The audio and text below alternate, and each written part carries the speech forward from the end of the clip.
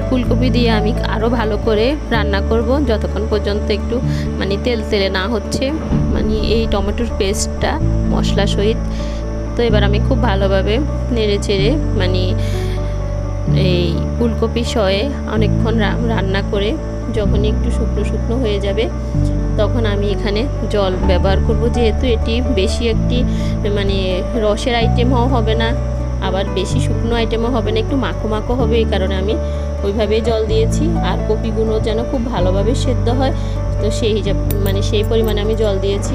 তো এবার আমি খুব মানে ঢেকে ঢেকে রান্না করব। আর একবার ফুটে ওঠা পর্যন্ত একটু ভালোভাবে জাল দেব, যখন ফুটে উঠবে তখন মিডিয়াম আঁচে রান্না করেছি। তো এই যে এখানে আমার ফুলকপিগুলো হয়ে গেছে, আমি চেক করে নিয়েছি। এবার আমি দিয়ে দেব গরম মশলা। আমার কিন্তু রান্নাটা প্রায় কমপ্লিট। তো গরম মশলা দিয়ে আমি আরও 2 মিনিট রান্না